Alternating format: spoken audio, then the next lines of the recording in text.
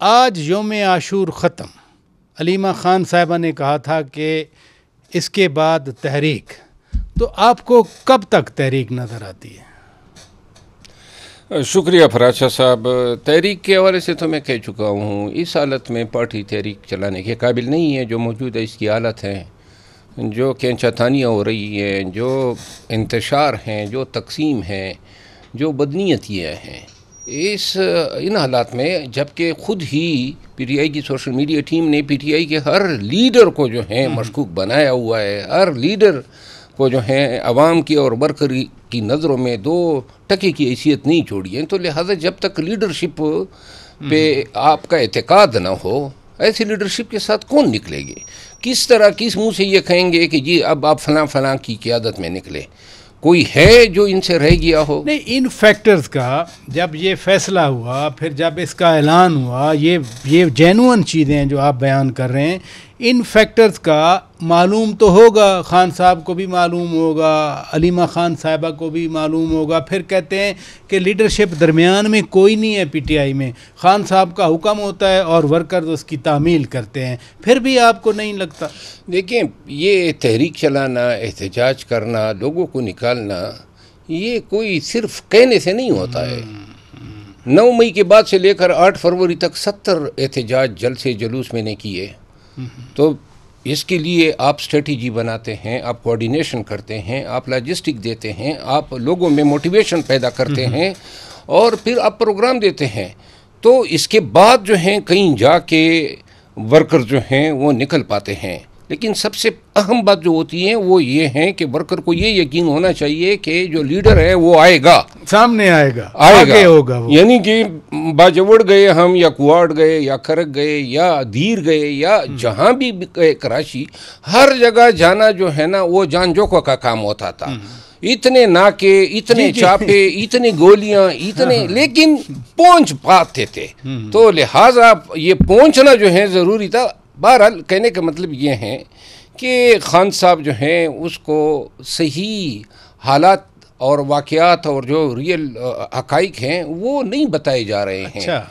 یعنی میں خان کو تو سب اچھا کی رپورٹ ہوگی کہ جی بس آپ کے منہ سے بات نکلے گی اور جناب لوگ اکٹھے ہو جائیں. یہ اس طرح نہیں ہے. لوگوں کو نکالنے کے لیے 3-4 چیزیں ہیں جو ابھی تک پی ٹی آئی نے کی ہی نہیں ہے. نمبر 1، 26 نومبر کو جو گولی چلائی گئی ہے اس کا خوف دور کرنے کا کیا انہوں نے ذریعہ نکالا ہے. یعنی کہ ورکر کے ذہن میں تو ابھی بھی یہ ہوگا، عام آدمی جب پاکستانی نکلے گا کہ جی سنائپر گولیاں چلا لیں گے. اور دوسری بات یہ ہے کہ آپ نے لوگوں کو آپ نے موٹیویشن دینی ہے کہ نکلنا کیوں ضروری ہے. لوگوں کو آپ نے خان کی صرف رہائی نہیں بلکہ پاکستان کے حالات کو جواز بنا کے پورے پاکستانیوں کو نکالنا، موبلائز کرنا. یہ 50,000 1 لاکھ لوگوں پہ آپ کا انقلاب نہیں آنا جب تک کہ پاکستانی نہ نکلے. آئیڈیل حالات ہے نکلنے کے لیے، لیکن وہ کہتے ہیں نا بلی کے گلے میں گھنٹی کون باندھے گا، وہ طریقہ کار انہوں نے ابھی تک یہ بڑی اہم بات کی، بلی کے گلے میں گھنٹی کون باندھے گا. ابھی آپ ویسے پی ٹی آئی میں تو نہیں ہیں، آپ شامل ہوں گے اس تحریک میں؟ پھر نہیں. کیوں؟ میں نہیں شامل ہوں گا کیونکہ میں جو پہلے شامل ہوا تھا اس کا جو انہوں نے مجھے انعام و اکرام دیے ہیں تب شامل ہوں گا. جب ابھی تک انہوں نے میرے ساتھ رویہ رکھا ہے اس پہ معذرت کر لیں یا تعصف کر لیں. یہ کون معذرت کرے؟ خان صاحب کریں؟ خان صاحب نے تو نہیں کیا ہے، جن لوگوں نے کیا ہے. مثلا کون؟ خان صاحب تو میرا لیڈر ہے. جن لوگوں نے یہ کرایا ہے اور کیوں کرایا ہے، پارٹی کو نقصان دیا ہے. دیکھیں 11 اپریل تک احتجاج میں کرتا رہا. 11 اپریل کے بعد آپ احتجاج کی حالت دیکھ لیں، پارٹی کی حالت دیکھیں. 1 سال پہلے پارٹی کہاں پہ تھی، آج کہاں پہ ہے. آج احتجاج کی بات جب آپ کرتے ہیں تو کسی کو یقین ہی نہیں آتا ہے کہ احتجاج ہوگا. اچھا، اس میں ایک اور ایلیمنٹ بھی آ گیا. مثلا مخدوم شاہ محمود قریشی صاحب نے، وہ کوٹ لکھپت جیل میں بند ہیں، ان کے ساتھ دوسرے بھی ہیں، انہوں نے خط لکھ دیا کہ سیاسی حکومت سے مذاکرات کریں. اور وہ پہلے کہتے بھی رہے کہ جی ہم سے آئیں، مشورہ کریں، ہمارا 40 سال کا تجربہ ہے. کوئی پوچھنے نہیں گیا ان کو، کوئی ملنے شاید گیا ہو. تو اس کا بھی کوئی امپیکٹ ہوگا کہ جو چلیں جو خان کے بعد جو لیڈرشپ ہے وہ وائس چیئرمین ہے مخدوم شاہ محمود قریشی صاحب، کوئی امپیکٹ ہوگا سیاسی مذاکرات پہ؟ کہ مخدوم شاہ محمود قریشی صاحب بڑے ہی ایک اچھے انسان بھی ہیں اور اس کے علاوہ کافی وقت سے جیل میں پابند سلاسل ہیں. شومی قسمت کے ان کے بیٹے کی جو یہاں 26ویں آئینی ترمیم کے موقع پہ جو ہوا، اس نے قریشی خاندان کی سیاست پہ ایک دائمی ایک چھاپ لگا دی ہے، اور پارٹی کے اندر بھی اور ملتان کی سیاست میں بھی یہ چیز 20 سال بعد بھی کوٹ کی جائے گی. ایک ناقابل تلافی نقصان ہوا ہے. شاہ محمود قریشی صاحب جو ہیں وہ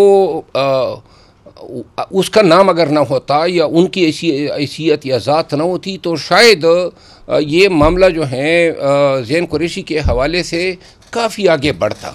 مثلا کیا ہوتا؟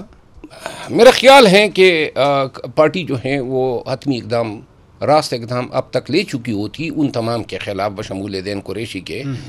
اور یہ انتہائی لیکن خط لکھنے والوں میں قریشی صاحب کے ساتھ ساتھ ڈاکٹر یاسمین راشد صاحبہ ہیں، عمر سرفراز چیمہ صاحب ہیں، میاں محمود الرشید صاحب ہیں، وہ تو اکٹھے خط لکھ رہے ہیں نا. وہیں پر سینیٹر اعجاز چودھری صاحب بھی بند ہیں. دیکھیں یہ خط لکھا جانا اور جو انہوں نے تجویز دی ہیں یہ انتہائی اہم اور پازیٹیو پیش رفت ہے. اچھا، کیونکہ اسی چیز کی گردان یا رٹ لگائے رکھنا کہ جناب علی ہم نے اسٹیبلشمنٹ سے بات کرنی ہے، آپ نے سیاسی قوتوں کو مائنس کرنا ہے.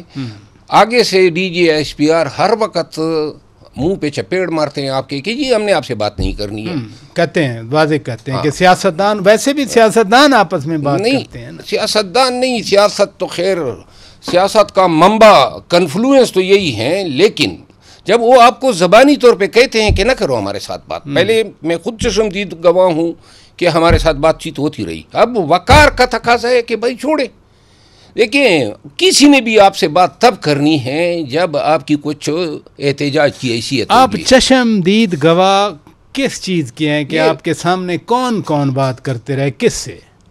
نہیں، لیکن آپ کو علم ہے نا کہ ہمیں 4-5 دفعہ انہوں نے جب سے خان پابند سلاسل ہوا ہے انگیج کیا، خصوصاً یہ 24، 23، 25، 26 نومبر کا تو میں اس سلسلے کا خود ایک اہم کردار تھا. اچھا، جب یہ بات چیت ہو رہی تھی خان کو رہا کرنا ہے اور سب کچھ، آپ سنجانی پہ رک جائیں. یہ باتیں میڈیا پہ کہنے کی اور ہیں کہ جناب سیاستدانوں سے بات نہیں کرنی ہے. اچھا، سارے سیاستدان جو ہیں ان کی چھتر چھایا تلے جمائیں.